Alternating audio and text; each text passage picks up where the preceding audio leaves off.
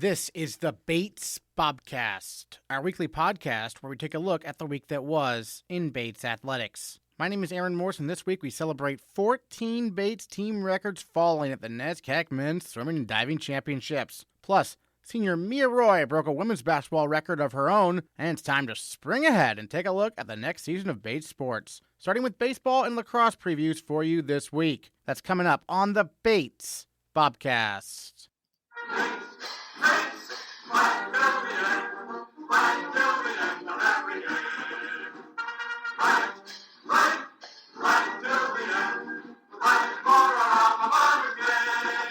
The women's basketball team is headed to the NESCAC semifinals for the first time since 2010 after an 87-75 win at Middlebury on Saturday. Senior Mia Roy broke the NESCAC tournament record for points in one game with a career-high 35. She was named the NESCAC Player of the Week and the Maine State Player of the Week as well for her performance, which also included a career-high 6 assists. Roy and head coach Alison Montgomery joined the Bobcast to recap the win. Yeah, so we all came back. We knew we wanted revenge after that last game, and I think we all just knew from the start that we needed to play well, play as a team, and we did that. And for you personally, 35 points. It seems like watching the game live, you're really using screens well to free yourself up for three-pointers. Was that a point of emphasis in practice and stuff? I don't know. I kind of just felt like I had some open shots, and then they switched a long girl onto me, so those threes weren't always there. So then I just tried to drive past her and hit some mid-range. And one thing that might go overlooked is you also had a career-high 6 assists in that game. What were you seeing on the court to find your teammates? I don't really know. I think once they started catching on to me scoring, then it just made it even more prevalent that my teammates were so open, so I could hit them for the one more, which is great to see. And 5 3-pointers obviously in 7 attempts. In looking at your career at Bates, where's this game, rank in terms of how you were feeling out there on the court? Were you just feeling it? That first quarter, yeah. I made a couple, so I was I might as well just keep shooting until I miss one. So it worked out. Excellent. Let's bring in Alison Montgomery, head coach here of the Bobcats as well, to talk a little bit about this game, because I think it's an interesting dynamic, as we touched on earlier, playing at Middlebury and then playing at Middlebury just the very next game you play. From a coaching perspective, was it easier almost that you lost the previous game so you could make the right adjustments? I know. It's a good question. I don't know what's easier or more challenging, but it certainly was a dynamic. I think it gave the team a lot of – I know they were really excited to play, and they had a lot of confidence, just feeling like we really underperformed in our first game. And certainly Middlebury is a really tough team, and they present some unique challenges. But I also think our team just felt like they could really perform better than they did. So I do think that gave us just a good perspective on it and a good confidence. But there's certainly challenges and benefits, I think, to that scenario both ways. So. And the first quarter just flipped on its head, yeah. Right? Entirely. Yeah, that was interesting, just that fast start. I guess we turned the page there in terms of wanting to take that back. And, yeah, Mia was just really confident and hot. And it was a fun first quarter for sure, yeah. And then, Mia, they did start to crawl back into that game, though. They got to within, I think, 5 or 6 points in the second half. And so what was going through your mind to hold them off there? Honestly, since the first quarter, I knew we had it. It was just kind of they're a great team. They're going to make runs at us. But, we held the lead, so I was confident in our team. And now, what are your thoughts on Trinity this weekend at Trinity? This was almost a similar dynamic, right? The first time you played them was a slow start and then kind of outplay them the rest of the way, though. Yeah, like Coach said, how we were really excited to play Middlebury. We're equally, if not more, excited to play Trinity.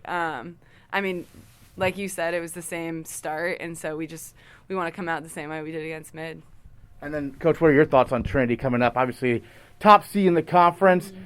Maybe not getting the respect in the national rankings right now, but still obviously a really strong team that you've played before, and it was obviously a close game. Yeah, we're really excited. Mia just talked about it. I think it's kind of a neat road to the championship, just in terms of that first matchup being one that our team wanted to get revenge on, and this one as well. Just knowing again that Trinity's a very good team, as is every team in this conference, but we also felt like we didn't play our best basketball So, I mean, we're really excited, and, they have different dynamics that are challenging, but we're excited to go back there and give them another go for sure. It seems like looking at the numbers, their calling card is defense, right? Yeah, they're a really good defensive team.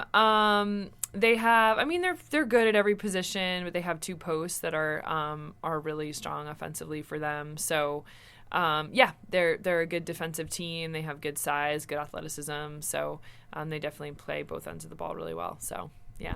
And going back to the Middlebury game real quick, even though it was a road game, Mia, I was watching it. The crowd was very much pro Bates. There were a lot of Bates fans, weren't there? Yeah, no, it kind of felt like a neutral setting, honestly, because we had so many fans. I was shocked. Like, it was snowing that day. Our fans are so dedicated. It was awesome to see. And I feel like you're probably going to have a lot of fans for the Trinity game, maybe even more, right? Because it's less isolated than Middlebury. Crossing my fingers. Yeah. And what's that like from your coach's perspective to see all that support?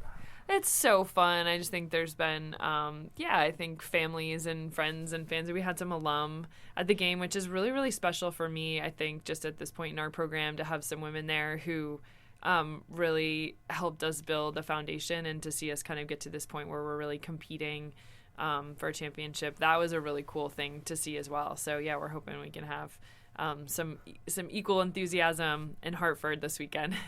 And then Mia, just as a senior, NESCAC semifinals, first time for the program, since 2010, first time for you. What does that mean to you to see how this program has grown, even the short time that you've been here, relative to speaking, I guess? Yeah, I'm just so proud of how much our program has grown and where we've come from, started, and, look at us now. It's so exciting. And to feel like, if you beat Trinity, you'd play either Tufts or Amherst, and only 3 teams have ever won the NESCAC title, right? Tufts, Amherst, and Bowdoin. Are you thinking about that? Maybe Bates getting in there, right? Oh, yeah. Tufts is the only team I haven't beaten in my time here, so it would be a little extra sweet to beat them in the finals, but not skipping steps. We still got Trinity, and then whoever wins that game, so... Certainly. And Alison, take us back to, I remember your playing career. It was always Bates-Bowdoin in that championship game, right? Bates used to be, they were in it 4 straight years. Yeah, no, that's, that was sort of the tradition, the Bates-Bowdoin championship. So, but I think it is really cool. We've talked all year about turning the page and just pushing our program forward and having kind of a season of firsts, I think, in a lot of ways. And so I definitely said that to the team after we beat Trinity. I think I said to them, what were you guys doing in 2010? So last time that Bates won a quarterfinal game, they were, I don't know, playing Pee-wee hoops somewhere.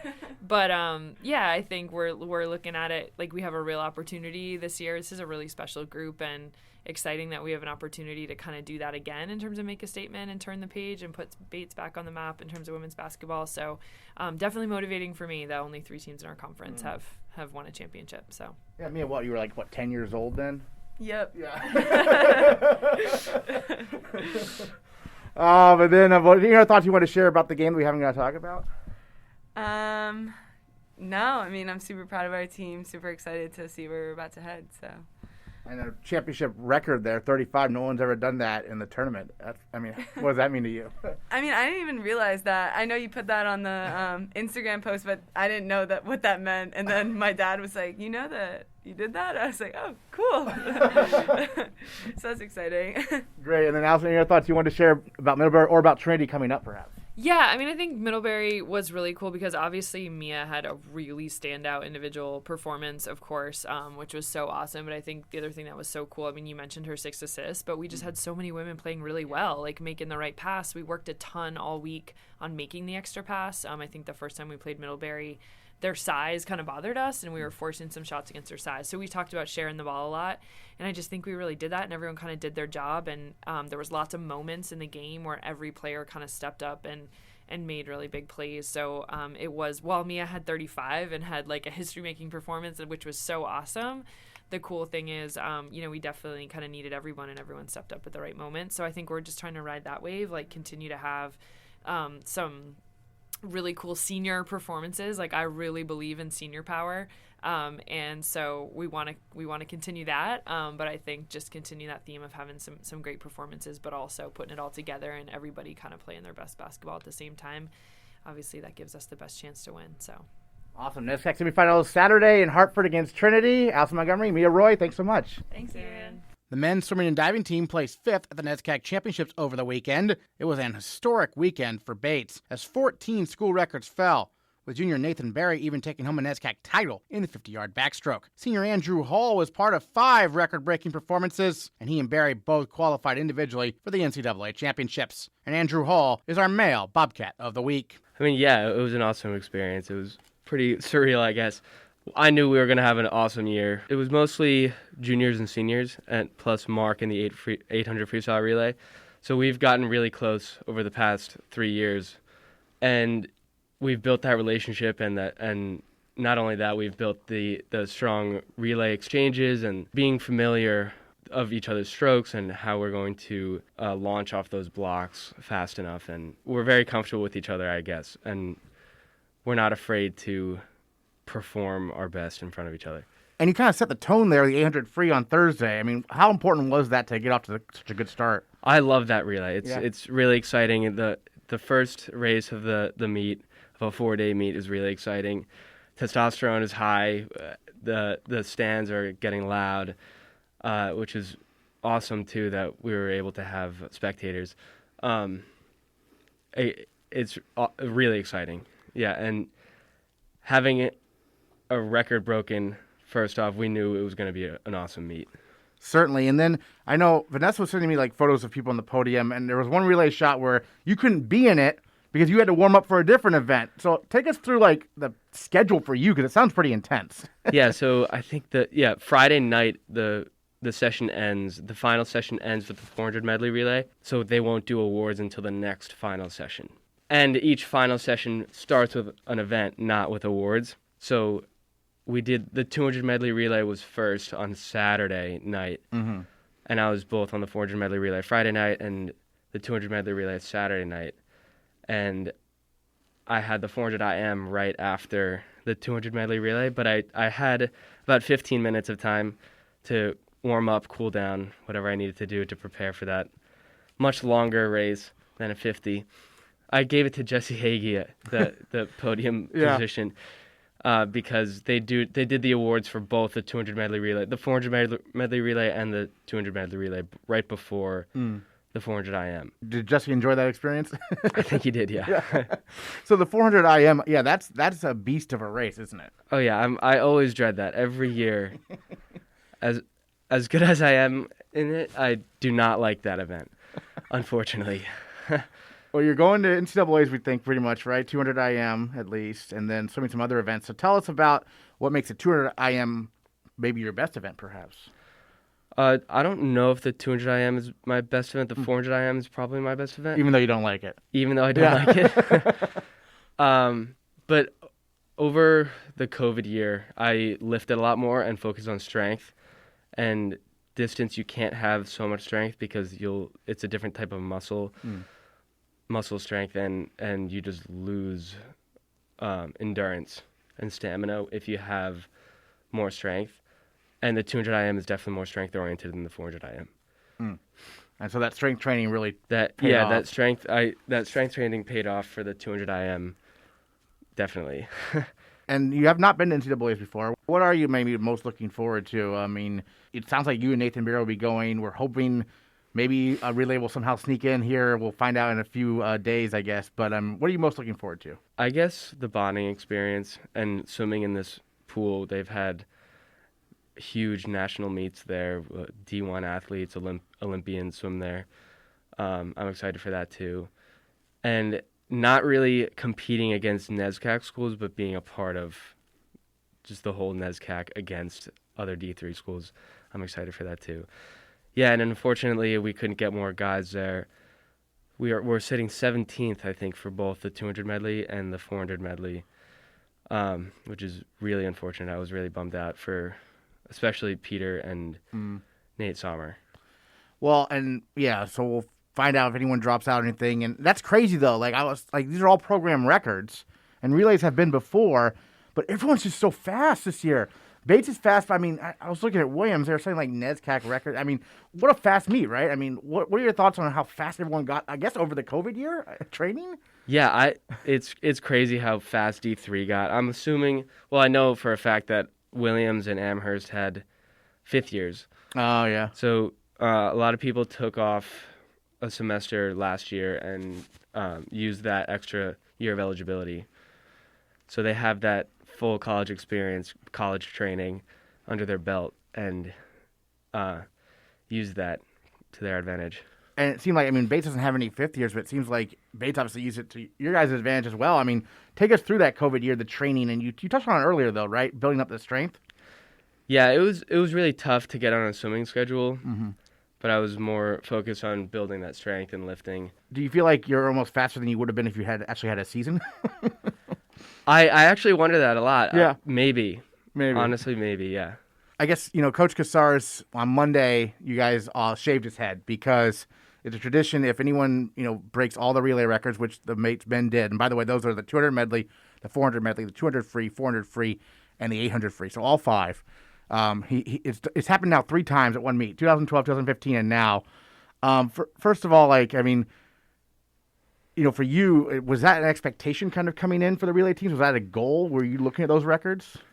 We were looking at, of course, we look at the records before we go to NESCACs to make sure we have a goal. Mm-hmm. But before we stepped out of the bus, before the first session, Peter told us that if we break all 5 relay records, we get to shave his head. And he's never told us that before. He's never told you that before, okay. So I assumed, I had my suspicions, I guess, that he knew this team was the team to do that. Mm. We were really good this year. All year we've been actually getting close to records, even untapered. Right.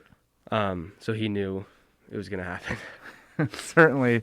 Well, any other thoughts you wanted to share about NESCACs and what the meet was like? I know you were obviously very, very tired coming off it, but how are you feeling now?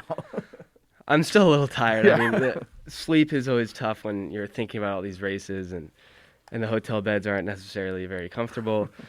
But last NESCACs is a crazy experience. It's awesome. It was actually really weird for me because I was expecting to go to nationals. I was expecting a relay to go to nationals. I actually didn't expect myself to individually make it. I was expecting a relay to make it. So the 200 IM is the first day. That's the event that I got the invite in.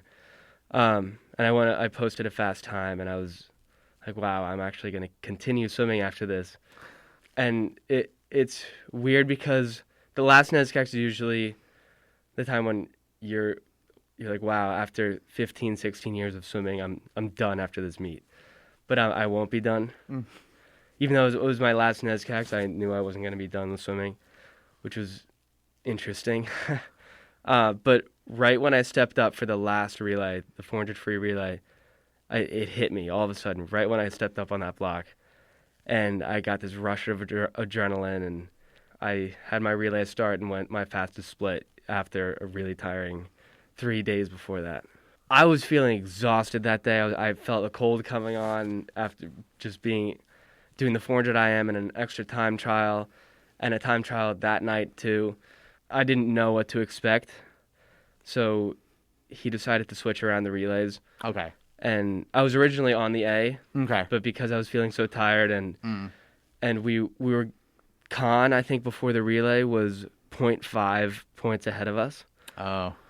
So we could not let them beat us in either one of the relays, the A or the B. Oh, okay. So he tried to put a faster leg in the B and maybe... I see. Right.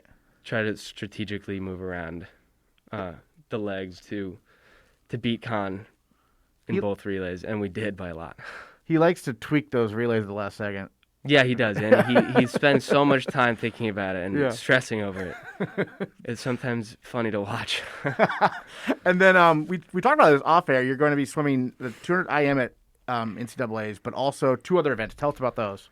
Yeah, so I talked to Peter yesterday about what events I could do. Since I made it in the 200 IM, I can swim 2 other events, even if I don't have the cut.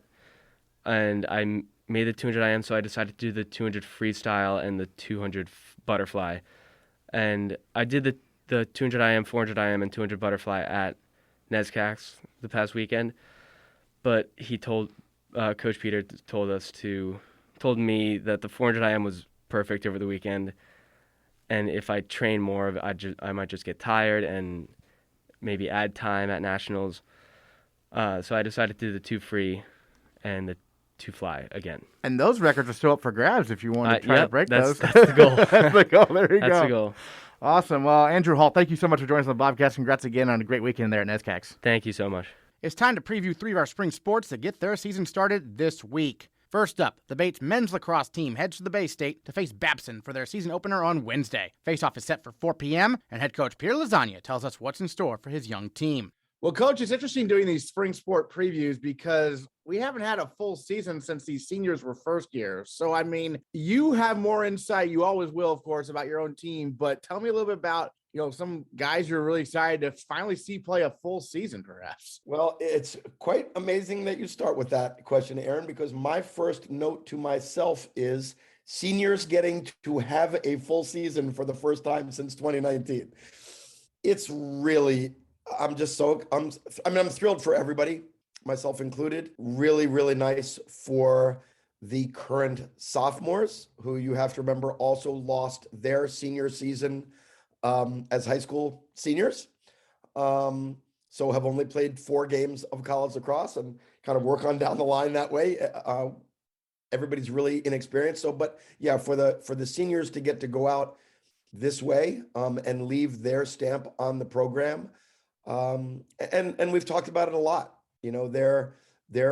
Our last full year as a lacrosse program was one of the best years we've had.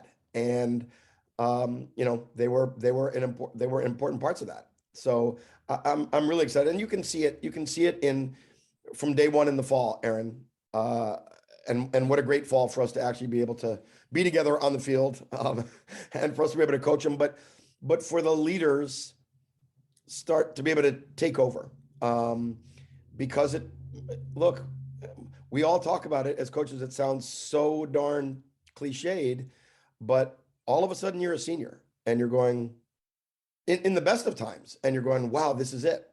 This is probably the last time I'm doing anything like this in my life. But for this group, with what they've been through the last couple of years, it's powerful. Yeah, for sure. Normally I would look at previous stats and say, okay, this is your leading returning scorer, but we played 4 games, just a few games last year. So who can we expect to see trying to put the ball in the net a lot this season?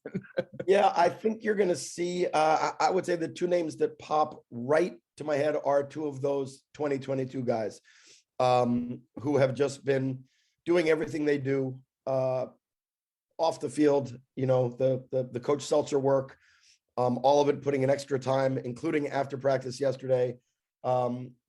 Senior captains, Jack Lucerarian and Jackson Sell. Jack Lucerarian in the midfield, Jackson Sell on the attack.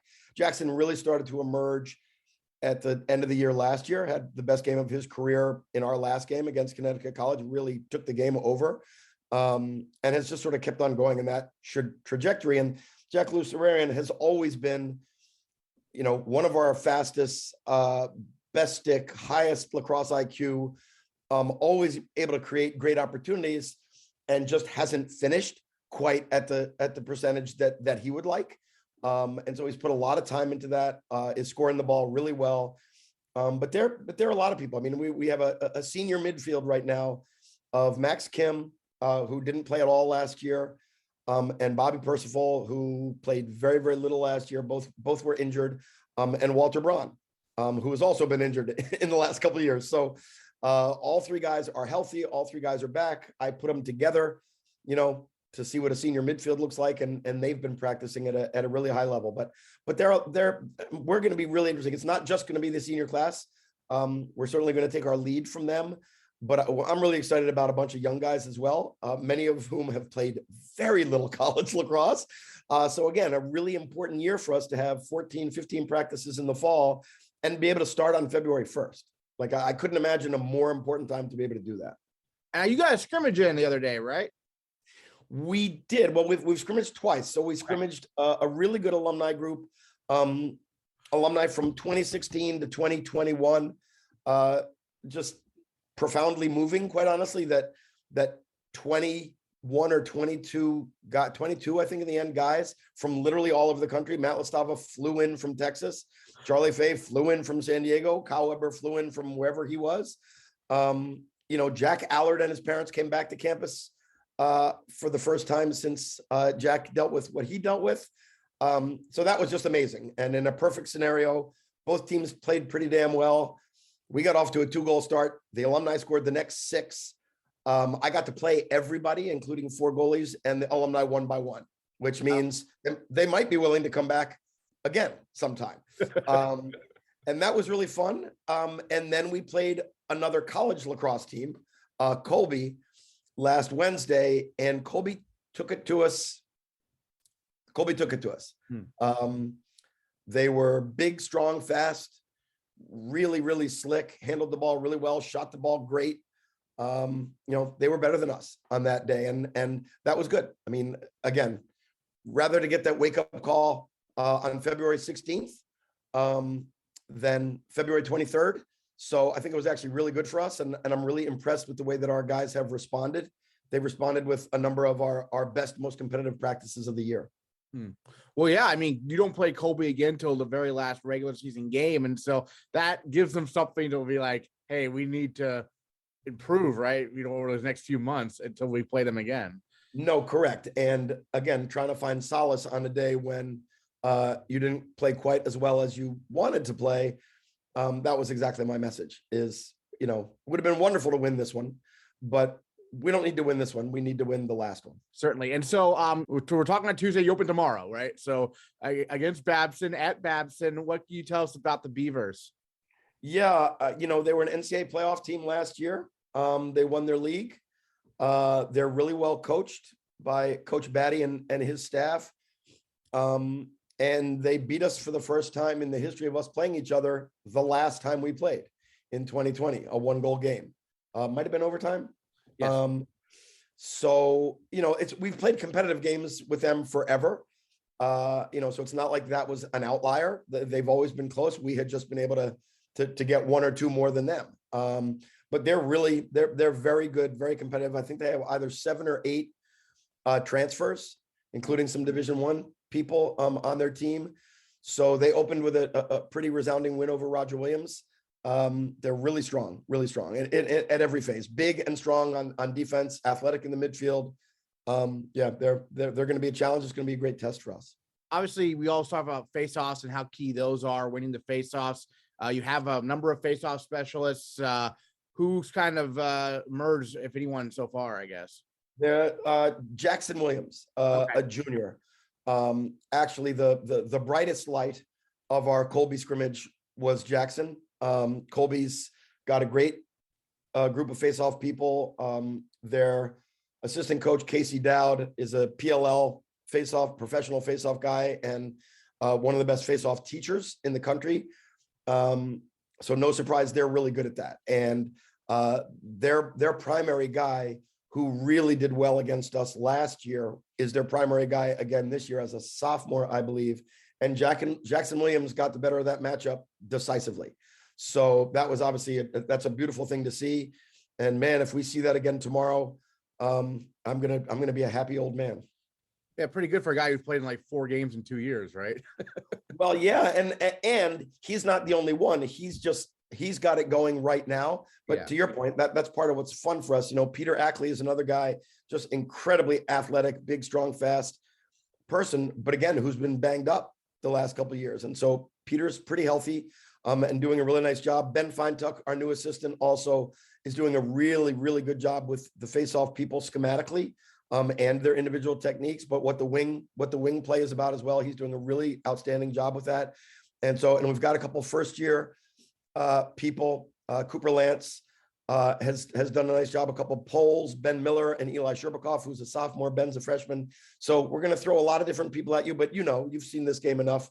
If one guy's really got it going on and can win, 55% plus, you just keep riding that guy as hard as you can. But it's nice to have change ups as well. Certainly. You mentioned getting to play all 4 goalies against the alumni and whatnot.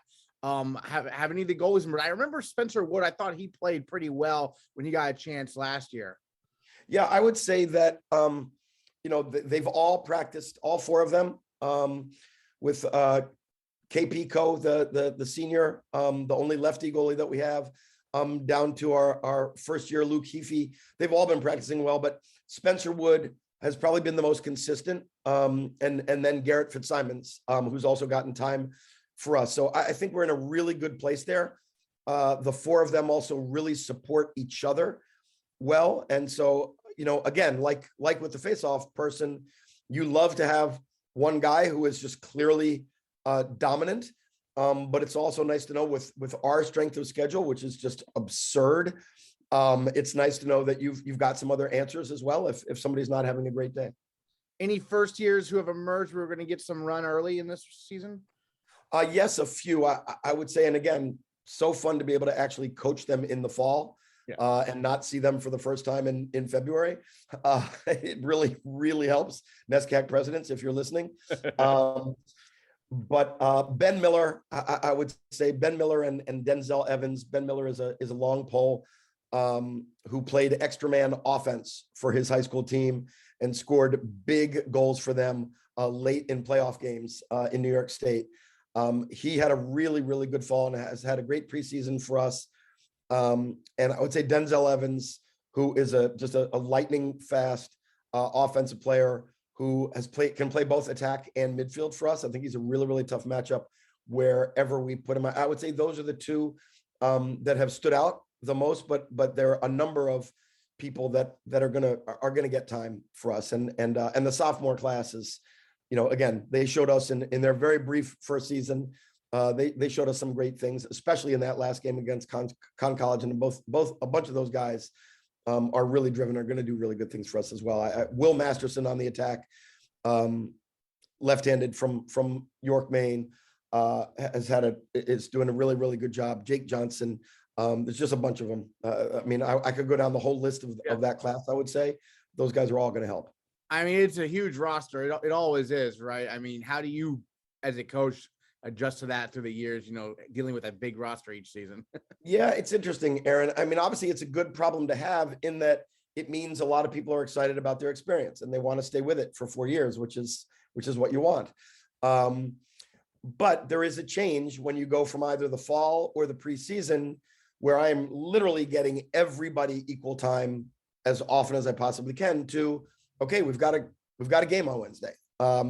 And we've got to do game preparation. And so that means I've got to shrink the bench because I've got to get these specific people on offense and defense in all the different phases, as many reps as I can possibly get them. And truthfully, that's when you really find out about the character and the culture of your team. We recruit and coach really competitive people. Every person wants to be starting, and that's the only way that you're good at this level.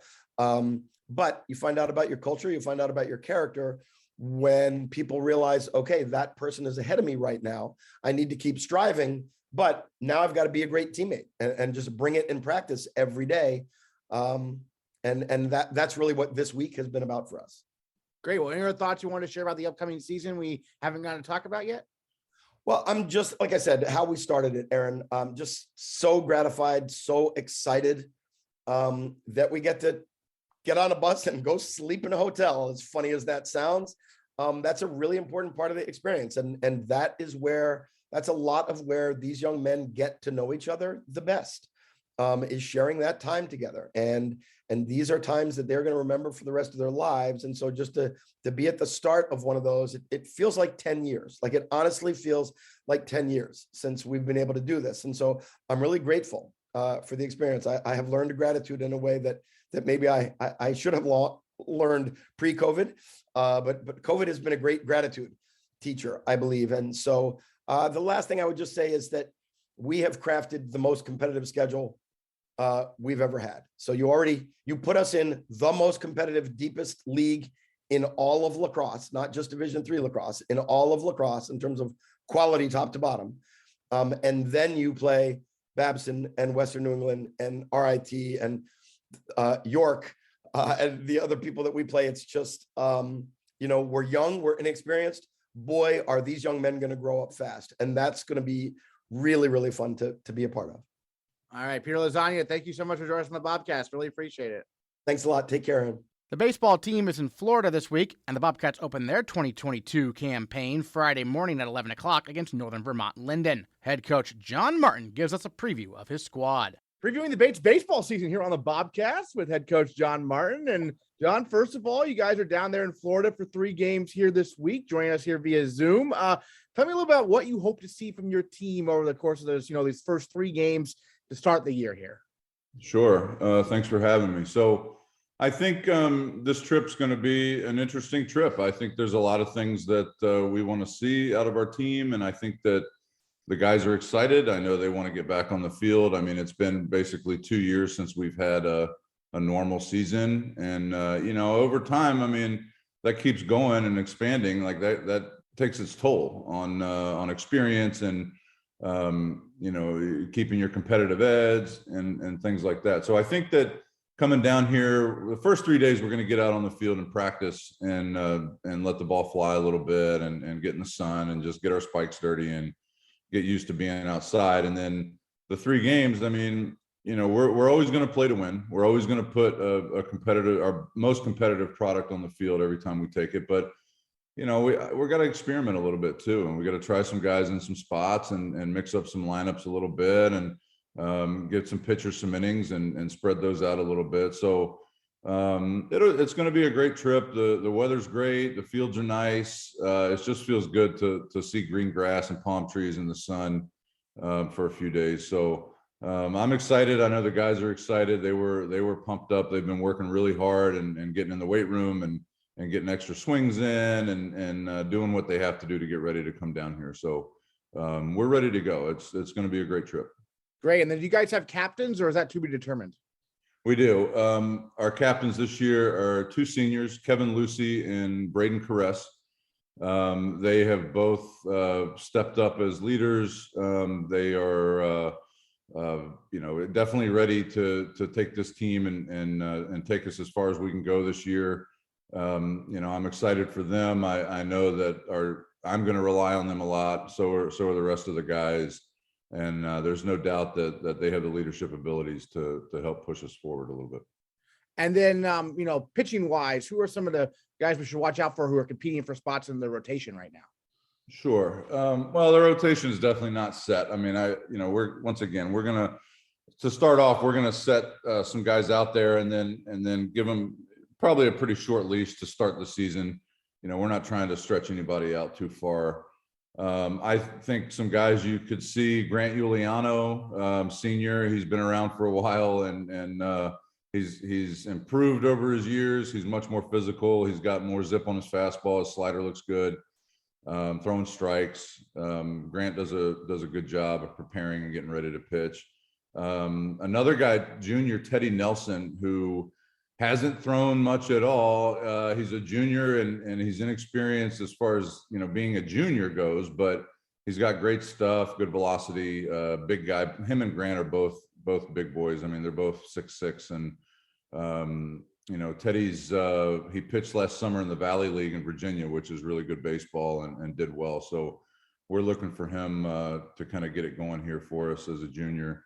And then first year, Micah Sheets, who's really been impressive and he's done a good job. He's a left-hander from Colorado. Definitely has kind of that West Coast kind of vibe to him when he pitches, very calm and, collective when he's out there on the mound. And he's got great stuff. His fastball's got natural sink to it. He's got a good breaking ball. He's poised. He's got a little velo at the tail end of it. I mean, I think he's got a big upside to him. I mean, some other guys you'll see, Jared Pantaloni's back. He had Tommy John surgery. He missed all of last year with his surgery, and it was a good time for him to miss it, to be honest with you. So he's back. He's been throwing the ball really well. Sophomore Luke Linehan has looked really good, strike thrower. He's got a variety of pitches he can locate in the strike zone, changes speeds well, athletic on the mound, has a really good baseball IQ, I'd say. So I think those are just a handful of guys that we expect to throw out there early and see what they can do. You mentioned the short leash, and for pitchers, this is particularly kind of an interesting year because besides the seniors, no one on this roster has had a full season, which is something you have to be mindful of, right? Yeah, and it's definitely something that I think, we'll be mindful of it, but I think it'll come back quick to the guys once we get going. We've just got to get in a normal routine. I mean, last year we played 8 games, and we had a 2.5 week just like hiatus in the middle of it. I mean, you can't get it going. That's not baseball. That's not how you do it. So I think once we get moving here and we get in a routine and we're playing on our weekly schedule, I think it'll come back fast and we'll pick it up and get running. In terms of the position players, I know everyone's going to be competing for spots, but you mentioned Kevin Lucy, obviously one of the captains, but is there any folks you're expecting really to, step up and have a regular role from the top? Yeah, I think so. I think we've got a lot of depth, and I think we've got a lot of competition for spots. I wouldn't say that there's very many, if any, that are just, deadlocked that this is our guy the entire time. I think everybody here is going to have a little pressure early on to compete and do a good job. I'd say, Lucy has kind of fallen into the shortstop role, and I think that he plays a good shortstop. He's heads up. He knows how to play the position. He's athletic, obviously. He's got a good clock on him. I think he can do it well, but he knows, and everybody knows that they've got to go out and produce, right? And it's consistency that's going to win you that spot every day. So Henry Jameson again is another one that has been on the left side at third base. Our first baseman, I mean, we've got Brian Gotti, who's back. We've got Alex Ross, who's back. I'd say, one guy that I'd like to see as an everyday guy in the outfield is Tyler Atal, who's, physically, he's really developed. He's played good summer ball the last couple of years, and he's made a big jump. So I'd like to see him do his thing out there this year. So we've got a lot of guys. Antonio Gireno, another senior that I can put him in a lot of different places, and he doesn't care. He just wants to strap it on and go play. So I love his attitude and what he brings to the field every day. So, we've got a lot of guys and a lot of depth and a lot of options. So we have a big roster, and that's a good thing. Everybody will have a role. Everybody will contribute, and whether they're on their field or not. And that's what makes a team, successful is, even the guy that's in the bullpen that's catching, even the guy that warms up the right fielder every day, those are important jobs. And if everybody does their job well, we'll be just fine. Awesome. Well, any other thoughts you want to share about the upcoming season we haven't got to talk about yet? No, I think that all of our fans, I think they'll see a good product. I think they'll see a team that is hungry to get back on the field. I think they'll see guys that they want to go about their business the right way. They want to make sure that they're representing Bates in a positive way. I'm excited. I've missed this. I've missed having the opportunity to go out and put a team together and work at this with a group of guys that share the same passion I do. And it's been a challenge, but I'm knock on wood. I think we're on the other side of this thing, and I think that once we get moving again, I think that you'll see a team that competes and they want to go out and give it their best shot every day and try to win an NESCAC championship this year. Really, that's it.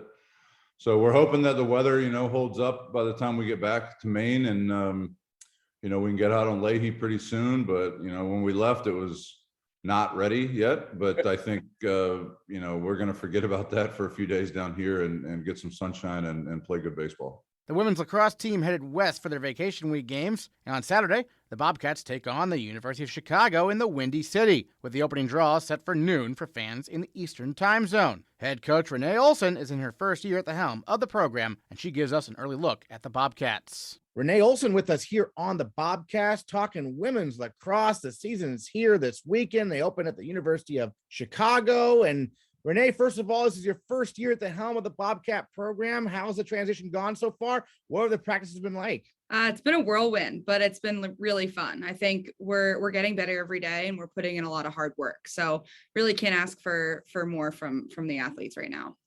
And tell us about your captains, because I know you have two of them, right? Yes, Anna Riemann and Dana Swartz. So two seniors, defender and attacker. So nice to have one on both ends of the field. But I mean, they've been in my office just about every other day, going over everything. Whether that's practice and, what we're packing on trips, but, they've done a really good job of really leading this team and creating a culture of a family. Great. And then, looking at this roster, obviously, we had a short year last year, a short year the year before. So not a ton of experience just by the nature of what we've been going through here. What are you looking to see from the team early in the season to develop that experience? Yeah, we had a scrimmage yesterday, actually. So we saw a little bit of that, some early on mistakes, but I think, again, they're doing such a good job of kind of feeling it out, getting back to that play, and really just playing together. I think that's the biggest thing that they're doing a really good job of right now. I think, that lack of experience, a lot of people are feeling that. So I think that, we're on a really good note right now, just with all of that. And I know a number of seniors graduate from last year's team. I think your leading returning scorer from last year is Jordan Tavetter. She's a senior. What have you seen from her so far?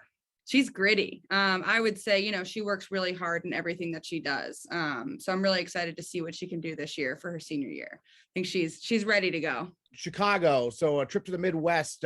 It'll probably still be kind of cold, but tell us, what are you most looking forward to see? You mentioned you had a scrimmage the other day. We have another scrimmage coming up this week, right? Yep. So we're scrimmaging North Central in Chicago, and then we're playing University of Chicago. So it's nice to get another game under our belt before we get that actual first game in, to get a really good sense of the new rules. We have quarters this year, which is a little bit different. So I think we're getting used to kind of the game flow, but super excited. Chicago is ranked 25 right now. So it'll be a really good test for us to see how we can play against an opponent that's, really highly ranked. That's not a NESCAC team. Your background, you were at Division I school the last couple years, but you're a NESCAC person, right? You played in the NESCAC, if I'm not mistaken, there at Trinity College. Yeah. So what do you take from your experience as a player to relay to the team in terms of what they can expect in NESCAC competition, because many of them haven't seen it yet? Yeah, I think a lot of them were really excited for this past weekend because we actually scrimmaged Bowdoin and Colby. So they got a little bit of a NESCAC taste, but they are excited for, that physical play, that really, battle on the field every day. And I think what we talked about as a team is really going into at each game with a championship mindset. And that's something that I think is going to be a big point of emphasis for this year. It's really just going into every single game, knowing that we have the ability to win. We're going to put in everything we have and leave all of it out there on the field. So we're really excited to see how we can match up against some of these NESCAC teams. I know sometimes coaches are hesitant to call individual players, but are there some players who have maybe stood out early on in these scrimmages who we expect to see make a big impact right away? I would say two of our juniors have been kind of really stepping up. I would say in the midfield, and that's pretty noticeable so far. Chloe Robinson, she's doing some good things on the draw, and then Ava Lee, she's kind of taken a bit of a ball handler role in the midfield. You mentioned the scrimmages against Bowdoin and Colby. What were some takeaways you had in terms of just what impressed you and what maybe the team is still kind of working on here at heading into the regular season? Yeah, our first scrimmage was against Bowdoin. So we came out firing. And I think that was one of the coolest things to see. Just coming out with that intensity, that 110% effort right from that first whistle was really, really exciting to see. I think we're also really trying to play as a team and not just individually based. So I think that was another great thing that was awesome. Really just seeing them play together. Terrific. And how's this team like in terms of a group dynamics, sort of what do they kind of bring to the table? What kind of team can we expect to see out there on the field this year? I would say, we've got a lot of different personalities, so it's hard to kind of put one to the whole team. But I would definitely say that, we're a very supportive group, and you'll see that on the field. They're picking each other up. They're working hard to get the ball back if someone else makes a mistake. It's it's not just an individual thing. It's a really together thing. You touched on the strong midfielders. I remember Chloe Robinson from 2 years ago was off to a really good start. And then, of course, the pandemic hit and our season got shut down. She was remote last year, so she wasn't on the team last year, but she's back. And so when a player has been away for a year, what are some things they had to do to be ready, to come back and play, right? Because it's been a while. Yeah, I mean, honestly, she kind of jumped right in. She was a little nervous, but I think the thing that most that all of our players are doing right now is they're just going for it. And I think that's the only thing that I can expect out of them after not playing for a couple of years.